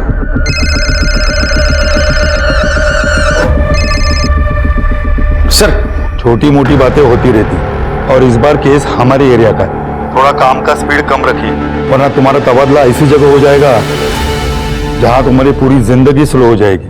कहते हैं क्या? समझ गया सर। सर कविता जोशी आई आपको बोलने। कविता जी बाकी विक्टिम का क्या, जिनके बारे में आप न्यूज में बोल रही थी, वो स्टेटमेंट दे सकते हैं यहाँ के? सिर्फ बाकी लड़कियां डरी हुई है, स्पेशली रेणुका के मर्डर के बाद। लेकिन एक लड़की है पूनम, उसने हमें अपना स्टेटमेंट रिकॉर्ड करने दिया, लेकिन सिर्फ ऑडियो रिकॉर्डिंग है। अच्छा,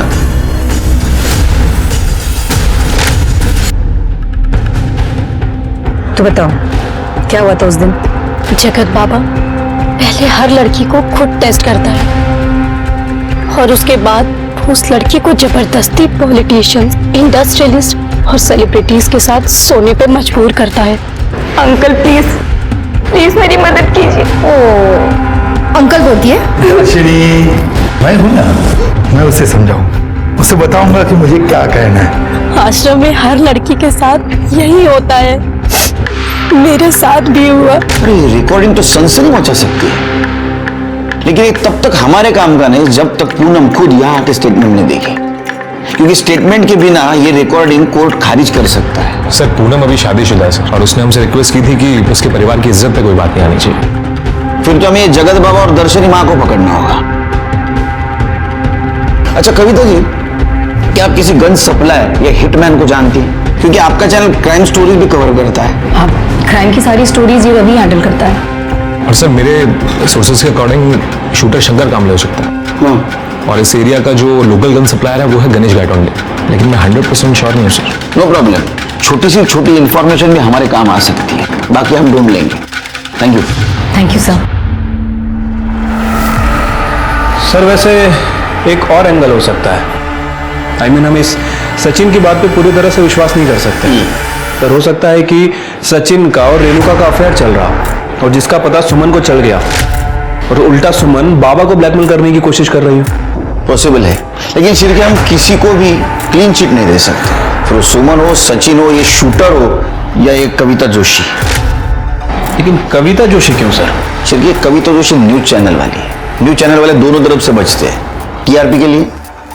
हो सकता है ये चैनल के लिए दिखावा कर रही हो कि ये रेणुका के साथ है, लेकिन असल में किसी और के लिए काम कर रही है। Right sir.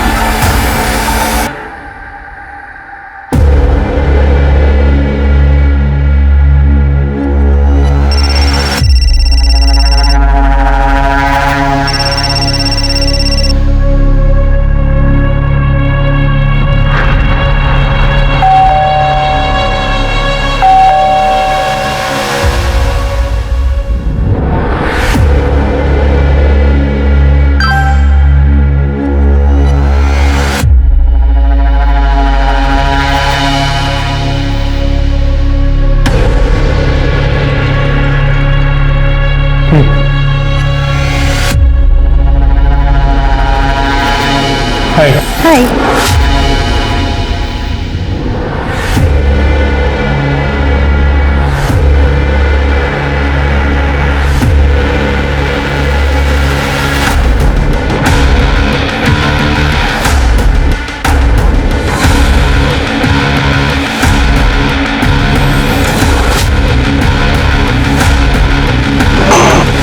मुझे पता है सुधीर मुझे धोखा दे रहा है। एक तुम ही तो हो जिससे ये सारी बातें मैं शेयर कर सकती हूँ। सर, रेणुका पे जहाँ गोली चली थी वहां से 50 मीटर आगे एक सीसीटीवी कैमरा था सर, वहां की फुटेज मिल गई है। सोनटक्के बोल रहा था वहां सीसीटीवी नहीं है। सिर्फ ये सोनटक्के का कुछ गड़बड़ लग रहा है मुझे। लगा? ये देखिए सर, जब रेणुका पे फायर किया गया एक बाइक पास होते हुए दिख रही है और वहां के लोगों ने बताया भी था कि उन्होंने एक बाइक की आवाज सुनी थी। और ये देखिए, फायर करने के 10 मिनट पहले और 10 मिनट बाद तक उस एरिया में कहीं भी कोई बाइक पास नहीं हुई। तो शिरकी, इसका मतलब यही कातिल है। इसका चेहरा नहीं दिख रहा है, हेलमेट पहना है, रुमाल जैसा कुछ बांधा है इसने। गाड़ी का नंबर पहले 2 डिजिट दिख रहे हैं सिर्फ, 69। सिर्फ पता करो आरटीओ से किसके नाम गाड़ी है। ठीक है सर।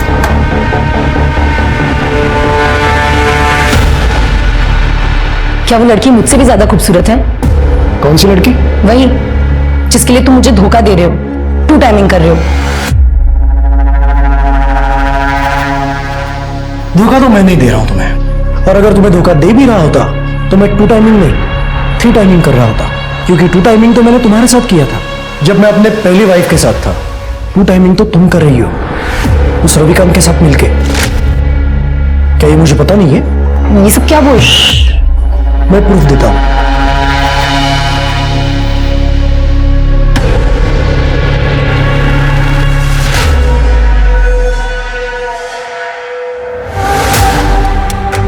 सुधीर, ये सब क्या है?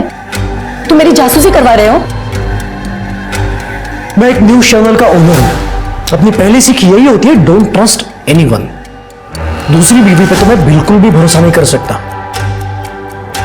क्या ये सब रविकांत के गर्लफ्रेंड को पता है? नहीं? नो प्रॉब्लम, मैं जाके बता रहा हूं। सुधीर। हाय अंकिता। हाय, क्या मैं आपको जानती हूँ? जी नहीं, मेरा नाम लीना है, लेकिन आज के बाद तुम्हें खुशी होगी कि तुम मुझे जानती हो।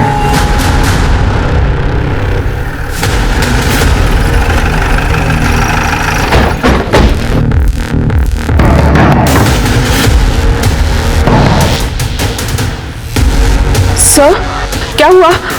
मेरे बेटे के कातिल के बारे में कुछ पता चला? कोई पता लगाने की कोशिश कर रहे हैं। घर की तलाशी ले लो। Excuse me madam.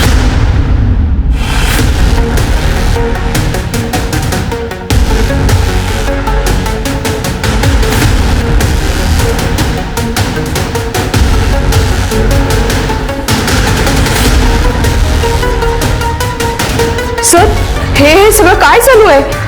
कळेल। सर देखिए क्या मिला है। ये तो ऑलमोस्ट सिमिलर शर्ट है। सर इधर आइए। सर ये देखिए, मैक एंड मॉडल तो सेम ही है, और ये गाड़ी के फर्स्ट 2 डिजिट 6 और 9 ये भी सेम है। चल अब नाटक मत कर। तेरे दोस्त विनय ने बताया तू रेणुका से प्यार करता था, वो उसे शादी करना चाहता था। इतना ही नहीं, जो बाइक किलर के पास थी वो तेरे घर के पीछे मिली है, समझा? और तेरे पास जो शर्ट है ना, सेम शर्ट किलर ने उस दिन पहना था। आता या सगळं योगायोगाच्या तर गोष्टी नसतील। हाँ चल कन्फेस कर, तेरा टाइम और हमारा टाइम वेस्ट मत कर। चल बोल। हाँ सर, मैंने ही मारा रेणुका को। मैंने चाहता था कि सुमन काकी रेणुका को आश्रम भेजे, मैं उसे नहीं रोक पाया सर। मैं उसे कभी अपने दिल का हाल नहीं बता पाया। मेरे पास ऐसे बहुत सारे मौके थे सर कि मैं उसे आई लव यू कह पाऊं, लेकिन मैं उसे कभी नहीं कह पाया। उसे ये कभी पता नहीं चला कि मेरी जिंदगी उसके आसपास ही घूमती रही। अब वो नहीं है तो मेरे भी जीने का कोई मतलब नहीं है सर। मुझे मार डालो सर, मुझे मार डालो, मुझे मार डालो, मुझे मार डालो सर, मुझे मार डालो, मुझे मार डालो, मुझे मार डालो सर, मुझे मार डालो, मुझे मार डालो सर, मुझे मार डालो। सर इसने तो आसानी से कन्फेस कर लिया। झूठ बोल रहा है वो शिरकी। उसका एक्सप्रेशन देखिए, वो उस लड़की से सच्चा प्यार करता था, उसको मार ही नहीं सकता, उसके मन में दर्द है। लेकिन सर उसने सब कुछ अपने मुंह से कबूल किया है, और आप इतने यकीन से कैसे कह सकते हैं? 4 चम्मच शक्कर की चाय दिमाग की बत्ती जलाए। तुमने आज तक किसी से सच्चा प्यार किया है? 5 साल और 15 साल में यही फर्क है सर। वो लड़का रेणुका को मार ही नहीं सकता। पता करो कौन है कातिल।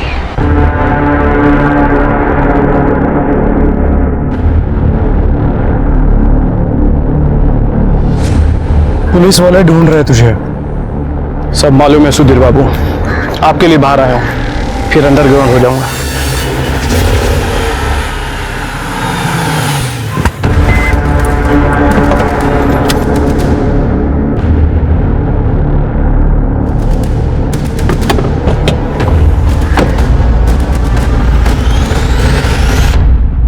तुमने तो मुझे डरा ही दिया। यहाँ क्या कर रही हो? चलो अच्छा लगा जान के कि मैं आपको भी डरा सकती हूँ। एनीवे, डील के मुताबिक मैंने अपना काम शुरू कर दिया। अब तो आपको अपना काम करना चाहिए। जल्दी? कितना जल्दी? थोड़ा समय दो, मैं डील से पीछे नहीं हटूंगा। इस बार तो मैं पीछे हटने भी नहीं दूंगी, बिल्कुल भी नहीं।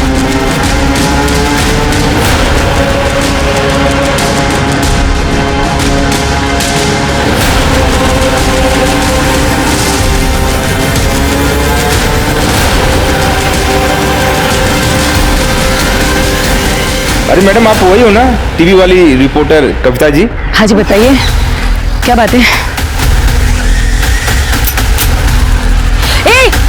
क्या कर रहा है? नीचे रख। सर मुझे लगता है इसे भी सचिन ने ही मरवाया होगा, क्योंकि कविता जी रेणुका को बचा नहीं पाई थी। तुम भी तो मरवा सकते हो, तुम्हारे खिलाफ कंप्लेंट की थी इन्होंने। तुम इन्वेस्टिगेशन में डिले कर रहे हो। इन्वेस्टिगेशन शुरू करे तुमसे। सर कुछ भी मत बोलिए, मैं आप ही के डिपार्टमेंट का बंदा हूँ। कविता के मर्डर से जहां पूरा देश आहत था, एसआईटी टीम के लिए एक बहुत बड़ा झटका था। एक तरफ वो रेणुका का मर्डर इन्वेस्टिगेट कर रहे थे और एक और खून हो गया। एसआईटी ने सीसीटीवी फुटेजेस खंगाले, आई विटनेसेस से पूछताछ की। उन्होंने रवि और सुधीर से भी पूछताछ की। रवि और सुधीर को लग रहा था कि रेणुका की तरह कविता के मर्डर के पीछे भी जगत बाबा का हाथ है। इसी बीच आश्रम से कलेक्ट की हुई विभूति और हर्बल चाय के टेस्ट नेगेटिव आए। एसआईटी को लग रहा था कि कविता का खून सिर्फ इसलिए हुआ था क्योंकि वो रेणुका का केस फॉलो कर रही थी। लेकिन क्या कविता की मौत के पीछे सिर्फ एक यही कारण हो सकता है? उन्होंने कविता की पर्सनल लाइफ को खंगालने का सोचा और इसी बीच उन्हें मालूम चला कि शंकर नाम का एक शार्प शूटर अपनी गर्लफ्रेंड से मिलने आ रहा है। उन्होंने घात लगा के उसे धर दबोचा।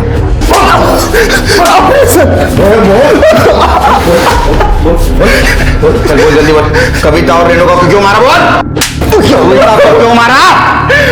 मैंने कविता को नहीं मारा, मैं उस दिन मुंबई गया था एक शादी में शामिल होने के लिए। तो कविता को नहीं तो फिर तूने रेणुका को मारा ना? हाँ, मारा ना? मैंने रेणुका को मारा।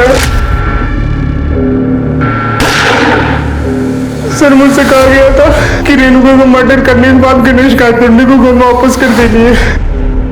मैंने बिल्कुल वैसा ही किया। सुपारी किसने दी थी बता? मैं बताता हूँ सर। बता। मुझे सुपारी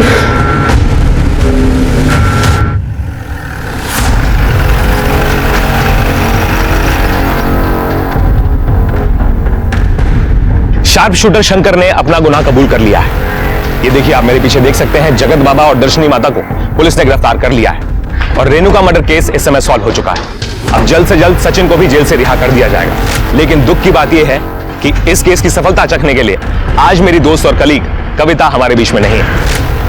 लेकिन मैं आशा करता हूं कि वो जहां कहीं भी होगी इस केस के फैसले से बहुत खुश होगी। मैं उम्मीद करता हूं कि पुलिस जल्द से जल्द उसके कातिलों को पकड़ लेगी। मैं रविकांत देसाई, कैमरामैन अजीत शर्मा के साथ, पुणे फर्स्ट 24/7। सर ये शंकर सही कह रहा है। 13 फरवरी को वो मुंबई में एक शादी अटेंड करने गया था और उसके अगले दिन वापस लौटा है। सर वो कविता को नहीं मार सकता। इसका मतलब कविता के मर्डर के पीछे कोई और है। सर एक और बात, ये कविता सुधीर की दूसरी बीवी थी। उसकी पहली बीवी का नाम लीना है सर। अच्छा सर, हाल फिलहाल में बहुत सारे लोगों ने लीना को सुधीर के ऑफिस और घर आते जाते देखा है। तो सर इन दोनों का एक 12 साल का बेटा भी है जो पंचगनी मिलिट्री स्कूल में पढ़ता है। और सर सुधीर के ऑफिस में एक कविता जर्नलिस्ट थी। फिर इन दोनों के बीच में अफेयर शुरू हुआ और तकरीबन 1 साल पहले इसने इससे शादी की है सर। हमने लीना के CDR चेक किया सर। लीना 4-5 महीने से एक इन्वेस्टिगेशन के टच में थी। प्रतीक सहाने नाम है उसका। प्रतीक सहाने? सर लीना जी ने मुझे हायर किया था। वो कविता और रविकांत पर नजर रखने के लिए मैंने रवि और कविता के दोनों के फोटोग्राफ्स लीना जी को भेजे थे।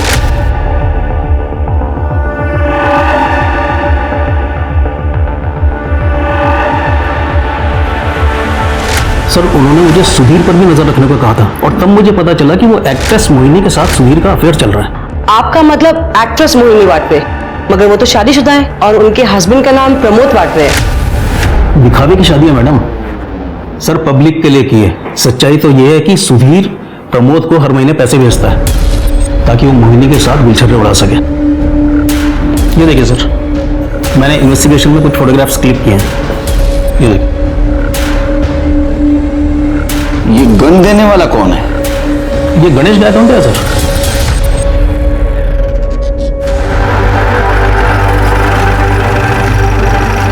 पूरे कमरे की अच्छे से तलाशी लो। सर क्या ढूंढ क्या रहे हो आप चुपचाप यहीं खड़े रहिए। अरे सर विदाउट वारंट आप कैसे सर्च कर सकते हो? वहां पे कुछ नहीं है सर। अरे मैम कुछ नहीं है वहां पे।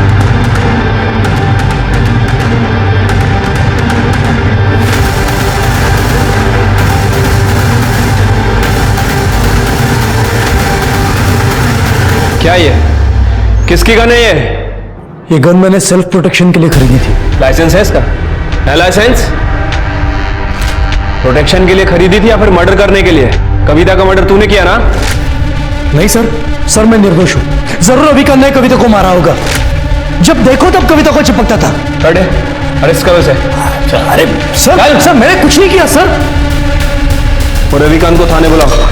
सर मैं मां कसम खाता हूं, मेरा और कविता का कोई चक्कर नहीं था सर हम दोनों दोस्त थे, एक दूसरे के कलीग थे सर, एक दूसरे को अच्छे से समझते थे सर। इतने अच्छे समझने लगे कि तुमने तुम्हारी गर्लफ्रेंड अंकिता को छोड़ दिया?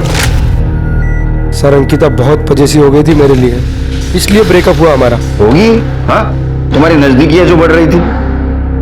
सर आपको गलत फहमी हुई है, मैं और कविता एक दूसरे का दुख दर्द बांटते थे, कोई अफेयर नहीं था सर हमारा। और ये बात मैंने अंकिता को भी समझाई, लेकिन वो समझने का नाम ही नहीं लेती थी। तंग आ गया था सर उस समय, इसलिए ब्रेकअप कर लिया मैंने। इनफैक्ट सर ये सुधीर को दिक्कत थी मेरी और कविता की दोस्ती से। और सर कविता ने मुझे बताया था कि इसने किसी आदमी को हायर किया हुआ है हम दोनों पे नजर रखने के लिए। उसने गलत बताया था तुम्हें। प्राइवेट डिटेक्टिव सुधीर ने नहीं, लीना ने हायर किया था। सर फॉरेंसिक रिपोर्ट से पता चला है कि जो गोली कविता जी को मारी गई थी वो सुधीर की गन से नहीं फायर हुई थी सर। और सर बैलिस्टिक रिपोर्ट से कंफर्म हुआ है कि कविता और रेणुका जी पे एक ही गन से फायर हुआ था। और सर रेणुका सेक्सुअली टॉर्चर हुई थी।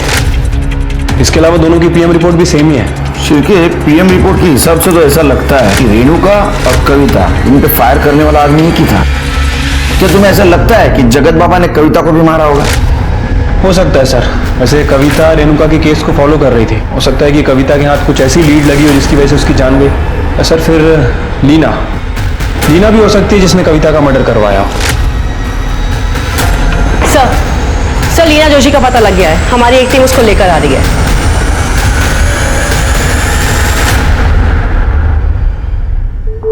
लीना जोशी कविता को क्यों मरवाया? सर मैंने नहीं मरवाया उसे, उसने मुझसे मेरा पति छीना था। फाइनेंशियल क्राइसिस में थी मैं, सुधीर को भी मिस कर रही थी, न्यूज चैनल के ओनर की बीबी होने का रुतबा मिस कर रही थी। मैंने तो सिर्फ रवि और कविता के फोटोज दिखाए सुधीर को ताकि वो भड़क जाए और कविता को तलाक दे दे और वापस मुझसे शादी कर ले। और वही दूसरी तरफ मैंने अंकिता को भी वही फोटोज दिखाए ताकि अंकिता और रवि में झगड़ा हो जाए और उस वजह से रवि और कविता की दोस्ती में दरार आ जाए। मैं तो सिर्फ कविता को परेशान देखना चाहती थी सर, और मैंने उसे नहीं मरवाया। सच में तुमने उसे मरवाया है या नहीं मरवाया ये हम पता करेंगे। जब तक केस चालू है हमारे कस्टडी में रहोगी। एसआईटी की टीम रेणुका के कातिल को पकड़ने में कामयाब हो गई थी, लेकिन कविता के कातिल को पकड़ने में उन्हें बहुत मुश्किल हो रही थी। सुधीर, लीना और रवि, इन तीनों में से कविता का कातिल कौन था या शायद कातिल कोई और था, शायद कोई ऐसा जिसका खुलासा कभी कविता ने अपने न्यूज चैनल पर किया हो। सीसीटीवी फुटेज से एसआईटी टीम को उस बाइक का नंबर मिला जिसका इस्तेमाल कविता के मर्डर में किया गया था, और जब ओनर से बातचीत हुई तो पता चला कि सूर्या जाधव नाम का एक व्यक्ति अक्सर बाइक लेकर जाया करता था उससे। इस बार भी उसने बाइक 12 फरवरी को ली थी, जो उसने 14 फरवरी को लौटाई, और कविता का मर्डर 13 फरवरी को हुआ था। एसआईटी की टीम को पता लगा कि सूर्या जाधव असल में एक हिस्ट्री शीटर है। उन्होंने उसका लोकेशन पता किया और उसे धर दबोचा।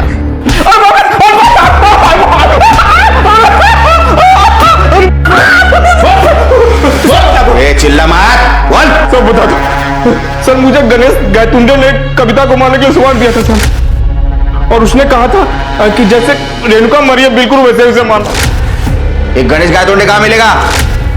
साहब वो मुझे नहीं पता, गणेश गायतुंडे एक जगह रहता ही नहीं। पुलिस अब इस केस को सॉल्व करने की कगार पर थी, और उन्हें ये नहीं मालूम था कि कविता की सुपारी किसने दी। उन्हें इस बात का ज्ञान जरूर था कि शायद गणेश को इसके बारे में पता होगा, पर गणेश था कहाँ? सुधीर, सूर्या और शंकर के द्वारा गणेश के दिए हुए नंबर्स पर पुलिस ने नजर रखी। उन्हें गणेश मिल गया, और जो गणेश ने बताया उस बात ने पुलिस को और ज्यादा चौंका दिया। बताओ, मैंने एक गन सप्लाई किया था कविता और रेणुका को मारने के लिए। सुपारी किसने दी थी? रेणुका को मारने के लिए जगत बाबा ने सुपारी दी थी। वो मालूम है हमको, कविता को मारने की सुपारी किसने दी थी? इतना भयानक कदम उठाने की जरूरत क्या थी? लीना ने जो मुझे फोटो दिखाए थे वो देखकर मैं पूरी तरह हिल गई थी, और जब मैंने रवि से सवाल करना शुरू किया उसने मुझसे ही बात करना बंद कर दिया। रवि, तुम कल रात भी लेट से आए, कविता के साथ थे। तुम फिर शुरू हो गई। तो तुम क्लियर क्यों नहीं करते? क्या क्लियर करूं? कितनी बार क्लियर करूं? तुमसे ना बात करना बेकार है। रवि सर, रवि ने मुझे डिप्रेशन से निकलने में मदद की थी, और उस कविता के चक्कर में उसने मुझसे ब्रेकअप कर लिया। मैं रवि से बहुत प्यार करती थी सर, मुझे वो अपनी जिंदगी में वापस चाहिए था, इसलिए रवि ने मुझे बताया था कि उसके पास है ना कुछ अंडरवर्ल्ड के लोगों के कॉन्टैक्ट्स है। मैंने गणेश को कॉल किया। हेलो, गणेश गायतुंडे? और मैंने उसे 1 लाख रुपए दिए। उसने कहा कि कविता का मर्डर है ना सेम रेणुका की तरह होना चाहिए, ताकि आप लोग गुमराह हो जाए, और अगर आप लोग मुझे नहीं पकड़ते तो रवि कभी ना कभी मुझे मिल जाता ना। लेकिन हम महाराष्ट्र पुलिस है, हम गुमराह नहीं हुए।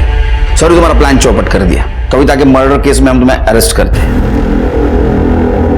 जलन और इनसिक्योरिटी को अगर काबू में ना रखा जाए ना तो उसका रास्ता सीधे जुर्म तक पहुंचाता है, और उसके कारण किसी को अपनी जान गंवानी पड़ती है। जब कविता सुधीर के एक्स्ट्रा मैरिटल अफेयर के बारे में पता लगाने की कोशिश कर रही थी तो सुधीर को इस बारे में भनक लग गई, और शायद इसलिए वो कविता से छुटकारा पाना चाहता था।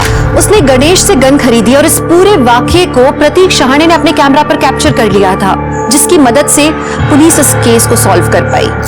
एक एडवाइस है, अगर आप प्यार करें तो पूरी शिद्दत, पूरी ईमानदारी से करें, वरना प्यार न करें, क्योंकि जहां मरना और मारना शामिल है वो प्यार नहीं है। तो अब मैं दिव्यांका त्रिपाठी दहिया लेती हूँ आपसे विदा। फिर मिलूंगी एक और सच्ची कहानी के साथ। आप देखते रहिए क्राइम पेट्रोल सतर्क।